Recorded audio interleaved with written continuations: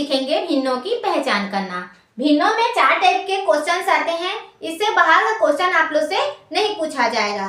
देखिए, type 1, type 2 और type 3 प्रकार के जो क्वेश्चंस है वो बहुत ही आसान होता है, लेकिन जो टाइप 4 प्रकार का जो क्वेश्चंस है उसे थोड़ी सी सोचने की आवश्यकता पड़ती है, जिसे इस वीडियो में बहुत ही आसानी से आप लोग को मैं बताने वाली हूँ। देखिए, अगर हमें बहुत सारी भिन्न एक साथ दे दी जाए और ये पूछा जाए कि सबसे बड़ी भिन्न कौन सी है और सबसे छोटी भिन्न कौन सी है, तो इसे हम कैसे पहचानेंगे। देखिए, ये टाइप 1 है, तो देखिए 5/13 दिया है, 3/13 दिया है, 7/13 है और 9/13 है। इसमें देखिए, ऊपर वाली जो संख्या होती है उसे अंश कहते हैं और नीचे वाली जो संख्या होती है उसे हर कहते हैं। अंश और हर मिलकर क्या बनता है, भिन्न बनता है। ठीक है, तो देखिए इस टाइप का आपको क्वेश्चन दिया है, तो हमें सबसे पहले ये देखना है कि अंश वाली संख्याएं जो है वो क्या समान है और हर वाली जो संख्याएं हैं वो समान है। अगर दोनों में से एक भी संख्याएं समान निकलती है तो हमें भिन्न पहचानने में बहुत ही आसानी होगी। तो यहाँ पे देखिए, हर वाली जो संख्याएं हैं वो समान है, सभी में 13, 13, 13 और 13 दिया हुआ है। तो इस प्रकार के में कैसे करना है, जो 5/13, 3/13 ये सब दिया है, तो जो अंश में सबसे बड़ी होगी वो सबसे बड़ी भिन्न होगी। देखिए यहाँ पे 9/13 जो है वो सबसे बड़ी भिन्न होगी। ठीक है, इसे हम बड़ी लिख देते हैं। और देखिए, जो अंश में सबसे छोटा होगा वो सबसे छोटी भिन्न होगी। तो कौन सी है, ये है 3/13, ये हो जाएगी छोटी भिन्न। देखिए, मैंने कहा था ना कि टाइप 1 बहुत सरल है, उसी प्रकार टाइप 2 भी सरल है, लेकिन इसमें क्वेश्चन थोड़ा सा दूसरा रहता है। ठीक है, तो देखिए टाइप 2 देखते हैं, इसमें देखते हैं 6/17, 6/13, 6/11 और 6/19। मैंने बताया था अंश बराबर देखना है और हर बराबर देखना है।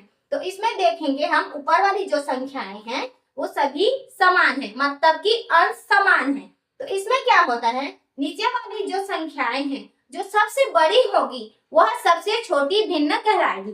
मतलब देखिए, ये है 6/17, ठीक है, 6/13 जो इससे छोटी है, 6/11 जो 6/13 से छोटी है और 6/19 जो इस सबसे बड़ी है। तो ये वाली जो संख्याएं होंगी वो सबसे छोटी संख्या होगी। क्यों? क्योंकि इसका हर सबसे बड़ा है। और देखिए इसमें क्या है, 6/11 जो इसमें सबसे छोटी है, क्या है, इन सबसे छोटी संख्या 11 है। तो ये सबसे बड़ी संख्याएं होंगी। ठीक है, ये बड़ी हो गई। ये टाइप 1 और टाइप 2 एक दूसरे से अपोजिट होते हैं। ठीक है, ये भी बहुत ही आसान है और टाइप 2 भी बहुत ही आसान है। तो देख, मैं भिन्नों की पहचान को बहुत ही सरल और शॉर्ट ट्रिक से बता रही हूँ ताकि वीडियो ज्यादा लंबा ना हो। अगर आपको इसे और भी डिटेल से पहचानना है तो कमेंट बॉक्स में कमेंट करिए। तो चलिए चलते हैं वीडियो के टॉपिक पर। देखिए टाइप 3 जो है ये, इसमें भी देख लेंगे अंश और हर बराबर है क्या। तो देखिए 3/5 दिया है, 4/6 दिया है, 8/10 दिया है और 16/14 दिया है। तो इसमें देखिए ऊपर वाली संख्याएं जो अंश है वो सभी बराबर है क्या। तो देखिए ऊपर वाली संख्याएं बराबर नहीं है। तो अब नीचे वाली संख्याओं को देखते हैं, ये 5 है, ये 6, 10 और 14, ये भी बराबर नहीं है। इसमें क्या करना होता है, इन दोनों में डिफरेंस देखना होता है, मतलब इन दोनों का अंतर कितना है। अंश और हर जो दिया हुआ है उनका अंतर कितना है। तो देखिए इसमें हम देखते हैं 3 और 5, इन दोनों के बीच में कितना अंतर है, इन दोनों के बीच में 2 अंतर है। देखिए 3 और 5 के बीच में कितना अंतर है, 2 अंतर है। उसी प्रकार सभी संख्याओं में देखेंगे, 4 और 2 में देखेंगे तो इसमें भी 4 और 6 में देखेंगे तो इसमें भी अंतर 2 है। 8 और 10 देखेंगे तो इसमें भी अंतर 2 है। ठीक है, और 6 और 14 देखेंगे तो इसमें भी अंतर 2 है। ठीक है, इसमें देखिए सभी में अंतर 2 है। तो जो समान अंतर होता है, तो जो सबसे बड़ी संख्या है, मतलब अंश और हर में जो सबसे बड़ी होगी वह सबसे बड़ी भिन्न कहलाएंगी। तो यहाँ पे देखिए सबसे बड़ी भिन्न कौन सी होगी, ये हो जाएगा 16/14, ये हो जाएगा बड़ी भिन्न। और इसी में सबसे छोटी भिन्न बोलेगा तो क्या हो जाएगा, ये हो जाएगा 3/5, तो ये छोटी संख्या होगी। ठीक है, तो देखिए पहला में हमने देखा है। दूसरा में देखिए यहाँ अंश समान है। तीसरा में देखिए क्या अंश और हर समान है। अगर यहाँ पे अंश और हर समान नहीं है तो इनमें हमें डिफरेंस देखना है। तो इसमें हमने डिफरेंस देखा।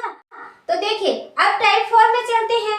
मैंने वीडियो के पहले बताया था कि ये थोड़ा सा डिफिकल्ट क्वेश्चन है। इसे बनाने के लिए थोड़ा सा दिमाग में जोर डालना पड़ता है। ठीक है, तो देखिए पहले हम देखेंगे कि अंश बराबर है क्या। तो देखिए यहाँ पे 7 है, 21, 3 और 19 है। तो इसमें अंश बराबर नहीं है। तो अब हम हर में देखते हैं। तो यहाँ देखिए 12, 23, 5 और 29, इसमें भी हर समान नहीं है। तो इसके बाद क्या है, तीसरा जो टाइप होता है वो उसमें हमें क्या देखना होता है, इसमें डिफरेंस देखना होता है। तो चलिए इसमें डिफरेंस देखते हैं। देखिए 7 और 12 के बीच में डिफरेंस कितना है, तो इन दोनों के बीच में डिफरेंस कितना है, 5 है। तो देखिए अब हमें डिफरेंस कैसे निकालना है।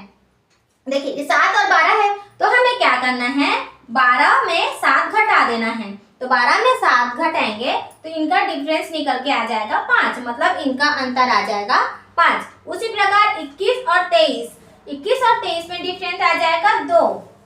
ठीक है, इन दोनों के बीच में 2 डिफरेंस है, 3/5 है। तो इसमें भी डिफरेंस कितना है, इसमें डिफरेंस है 2।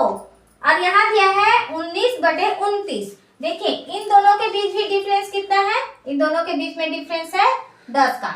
अब देखिए यहाँ पे डिफरेंस निकल गया, लेकिन डिफरेंस तो बराबर नहीं है। अगर डिफरेंस समान रहता तो बड़ी वाली संख्या बड़ी भिन्न होती और छोटी वाली जो भिन्न है वो छोटी भिन्न हो जाती। ठीक है, बहुत ही आसान हो जाता, लेकिन इसे हमें थोड़ा सा और देखने की जरूरत है। देखिए यहाँ 5, 2, 2, 10 है। ठीक है, तो इन सब का हमें डिफरेंस का एलसीएम निकालना है। तो एलसीएम निकाल देंगे तो इसका एलसीएम आ जाएगा 10।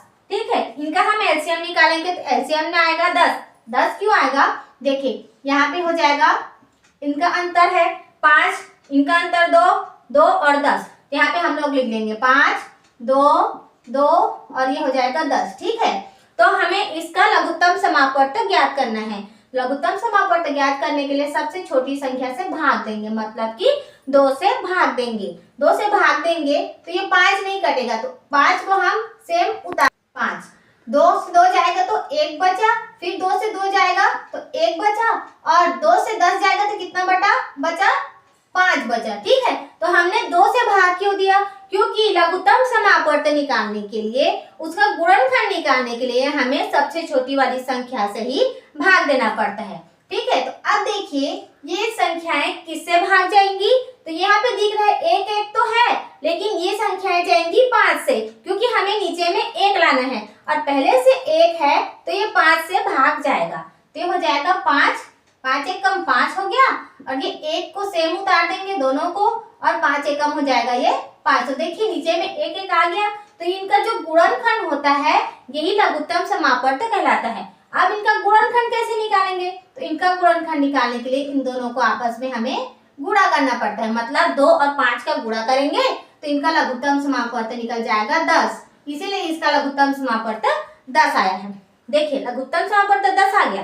अब क्या करना है, जो ये डिफरेंस है, यहाँ पे डिफरेंस आया है कितना, 5, तो लघुत्तम समापवर्त में इसे भाग देना है। मतलब यहाँ पे हम 10/5 कर देंगे। ठीक है, 10/5 किए तो अब क्या करेंगे, अब इसे काटेंगे, 5 एकम 5, 5 दूनी 10, तो इसका कितना आ गया, 2 आ गया। तो अब हमें क्या करना है, अंश और हर में 2 से गुणा करना है। तो यहाँ पे कर दीजिए 7 × 2 और ये हो जाएगा 12 × 2।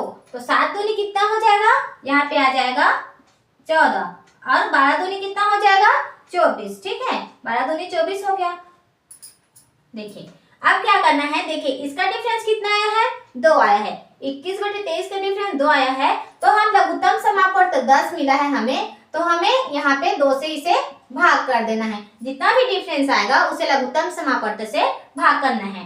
तो इसे काटेंगे, 2 1 कम 2 और 5 दूनी 10, तो इसका आंसर आ गया 5। ठीक है, इसका 5 आया है, तो क्या करेंगे, हम अंश में भी 5 का गुणा करेंगे और हर में भी 5 का गुणा करेंगे। तो 21 पंचे हो जाता है 105, बटा करेंगे 23 पंचे हो जाता है 115। तो इन दोनों को आपस में हम बटे के रूप में लिखेंगे। अब देखिए आगे संख्या में ये डिफरेंस कितना आया है, इसमें भी आया है 2। ठीक है, 2 आया है। तो हमें फिर से भाग करना है। देखिए 10/2 करेंगे तो इसका आएगा 5, ठीक है, सेम आएगा। इसका भी डिफरेंस 2 था, इसका भी डिफरेंस 2 है, तो हम क्या करेंगे, इसमें ऊपर नीचे 5 का गुणा करेंगे, ठीक है। तो 5 से कितना हो जाएगा, ये हो जाएगा 15 और 5 5 हो जाएगा 25। अब चौथा नंबर को देखें, 19/23 है, इसका डिफरेंस दिया है 10, तो लघुत्तम समापवर्तक हमारा आया है 10 और इसका डिफरेंस भी कितना आया है, 10 आया है। तो बटे में हमें यहाँ 10 ही करना है। देखिए यहाँ पे डिफरेंस 5 आया था तो हमने 5 किया, 2 आया था तो हमने 2 किया, और यहाँ पे 10 आया है तो बटे में हम 10 करेंगे। इस 10 से इस 10 को काटेंगे तो कितना आएगा, 1 आएगा। तो हमें क्या करना है, 19 में 1 का गुणा करना है और 29 में 1 का गुणा करना है। तो इसका आंसर आ जाएगा 19 एकम 19 और 29 एकम 29। हमने ऐसा क्यों किया, क्योंकि हमें इन दोनों का डिफरेंस आपस में समान लाना है। डिफरेंस समान लाएंगे तभी तो इसका भिन्न, बड़ा भिन्न और छोटा भिन्न पता चलेगा।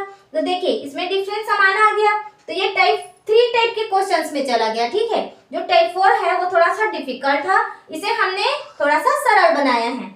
तो देखिए अब इसमें डिफरेंस कितना है, 14 और 24 में डिफरेंस आ जाएगा 10, ठीक है।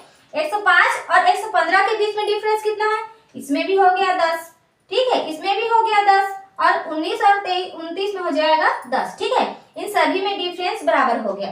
तो मैंने तीसरा में क्या बताया था, अगर डिफरेंस बराबर है तो सबसे बड़ी वाली भिन्न, मतलब सबसे ऊपर में जो अंश है वो और सबसे नीचे में जो हर है वो आपस में बड़ी होंगी, मतलब आमने सामने वाली संख्याओं से बड़ी होंगी, वही सबसे बड़ी भिन्न कहलाएंगी। मतलब 105/115 जो आगे पीछे वाली संख्याओं से सबसे बड़ी है तो वह सबसे बड़ी भिन्न कहलाएगी। हो गया, ये हो गया बड़ी भिन्न। और सबसे छोटी भिन्न देखिए यहाँ पे क्या है, ये 15 19 और यहाँ पे दिया है 14। 14/24 है वो इन सबसे छोटी है, दोनों से छोटी है, तो यह सबसे छोटी भिन्न कहलाएगी। ये हो गई छोटी भिन्न।